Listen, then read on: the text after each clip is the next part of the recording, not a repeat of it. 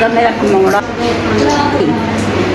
ਪੁੱਤਰ ਮੇਰੇ ਨਾਲ ਦਿਲ ਦਾ ਟੈਕ ਹੋਇਆ, ਉਹ ਬਿਮਾਰ ਹੈ ਤੇ ਮੈਂ ਇਕੱਲੀ ਘਰ ਹੀ ਆ ਗਈ ਹਾਂ। ਮੇਰਾ ਫਿਰ ਕੋਈ ਕਮਾਉਣ ਵਾਲਾ ਕੋਈ ਨਹੀਂ। ਰਸ਼ੀਦ ਨਾਂ ਸੀ ਉਹਦਾ, ਤੋਂ ਫੌਤ ਹੋ ਗਿਆ। ਮੈਂ ਇਕੱਲੀ ਘਰ ਆ, ਇੱਕ ਮੇਰਾ ਬੱਚਾ ਹੈ ਉਹ ਵੀ ਬਿਮਾਰ। ਮੇਰਾ ਪੁੱਤਰ ਨੂੰ ਦਿਲ ਦਾ ਟੈਕ ਹੋਇਆ, ਉਹ ਕੋਈ ਕੰਮ ਸ਼ਬਦ ਨਹੀਂ ਕਰਦਾ। ਇੰਨੀ ਕੁ ਜਗ੍ਹਾ ਇੱਥੇ ਮੈਂ ਮੰਜੀ ਢਾਹ ਕੇ ਤਾਂ ਪੈਣਾ ਹੀ ਨਹੀਂ ਲੰਮੀ।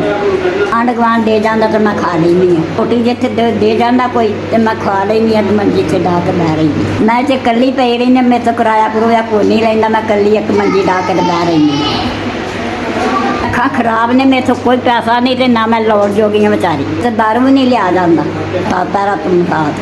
ਨਾ ਮੈਂ ਉੱਠਿਆ ਜਾਂਦਾ, ਨਾ ਮੈਂ ਬੈਠਾ ਜਾਂਦਾ। ਮੈਂ ਤਾਂ ਰੇੜ ਕੇ ਕੰਮ ਕਰਦੀ। ਮੈਥੋਂ ਹੁੰਦਾ ਹੀ ਕੁਛ ਨਹੀਂ, ਤੇ ਲੱਤਾਂ ਵੀ ਪੀੜ ਹੁੰਦੀ। ਮੇਰੇ ਦੋਵੇਂ ਪੁੱਤਰ ਟੁੱਟੇ। ਲੱਤ ਸਵਾ ਮੇਰਾ ਕੋਈ ਨਹੀਂ ਆਸਰਾ।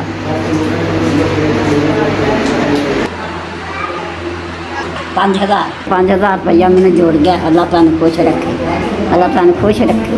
ਤੁਹਾਡੀ ਬੜੀ ਮਿਹਰਬਾਨੀ।